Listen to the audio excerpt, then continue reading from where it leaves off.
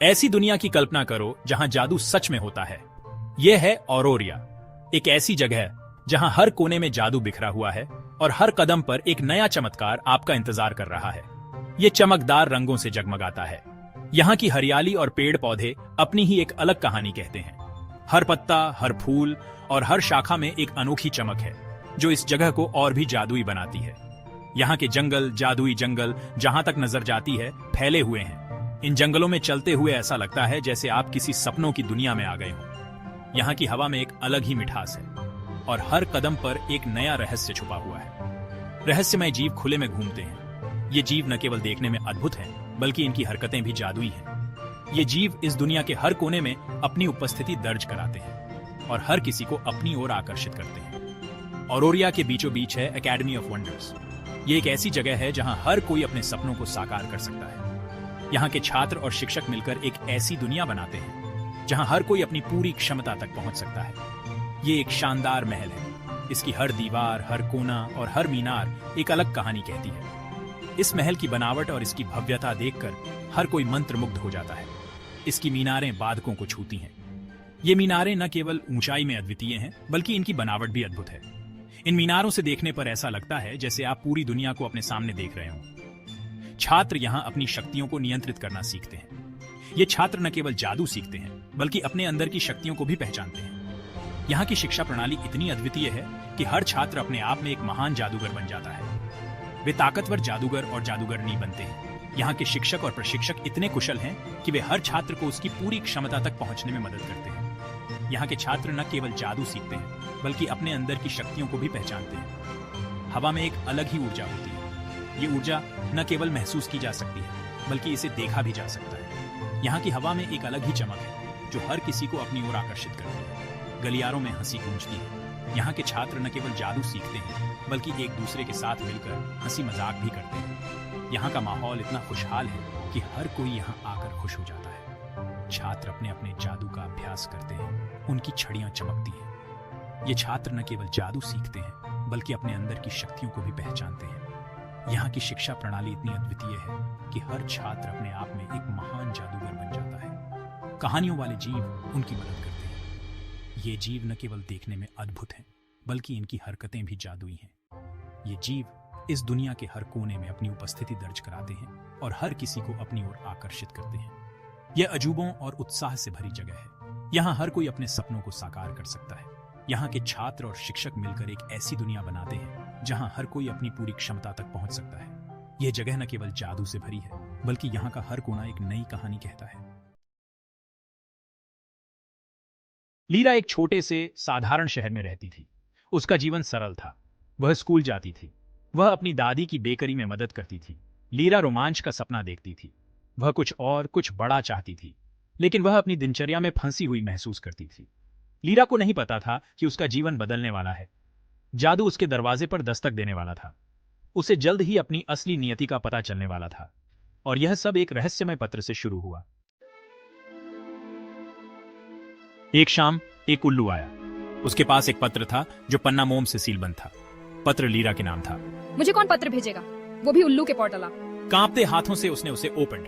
पत्र चमक रहा था। शब्द उसकी आंखों के सामने घूम रहे थे। ये एक निमंत्रण था। यह एकेडमी ऑफ वंडर्स के लिए था। लीरा का दिल जोर से धड़कने लगा। क्या ये सच हो सकता है? उसने पत्र को बार बार पढ़ा। जैसे ही लीरा पत्र को दोबारा पढ़ रही थी, एक लड़का प्रकट हुआ। वह पत्र किसी साधारण कागज का टुकड़ा नहीं था।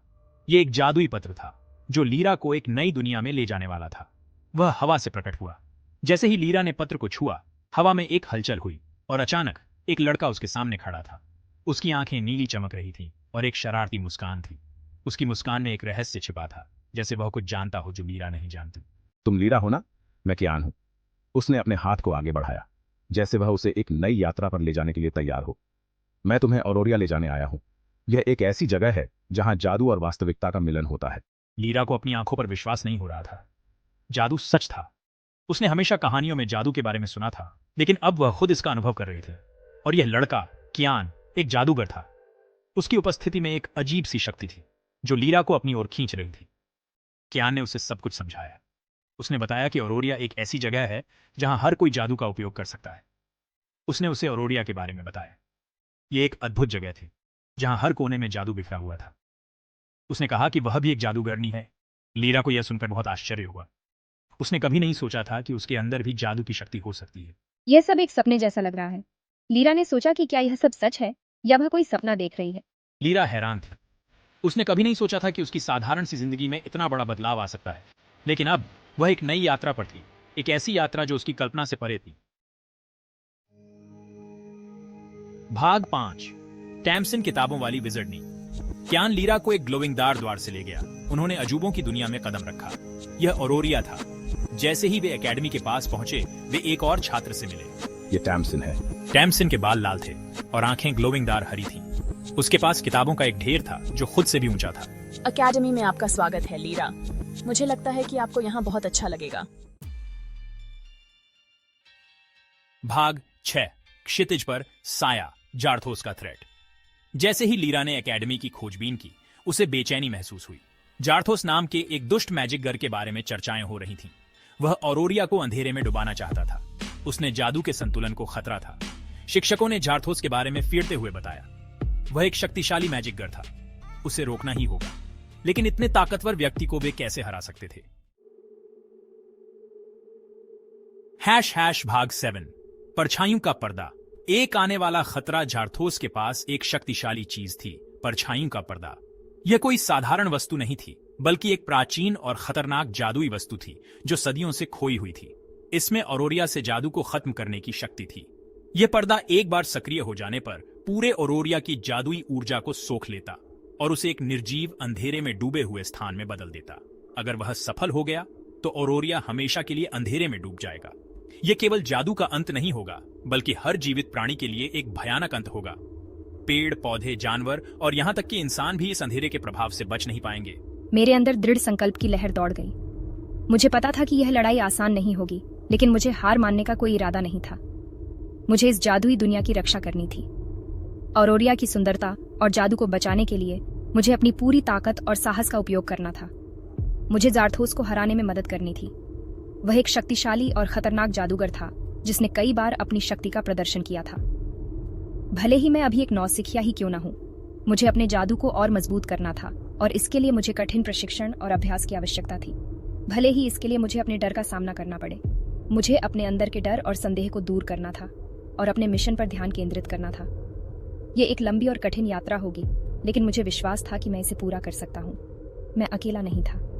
मेरे साथ मेरे दोस्त और साथी थे जो इस लड़ाई में मेरा साथ देने के लिए तैयार थे। हम सब ने मिलकर एक योजना बनाई और अपने अपने कौशल का उपयोग करके जारथोस को हराने की तैयारी की। हमारे साथ कुछ जादुई प्राणी भी थे जिन्होंने हमारी मदद करने का वादा किया था। ये प्राणी औरोरिया की आत्मा थे और वे भी इस अंधेरे से लड़ने के लिए तैयार थे।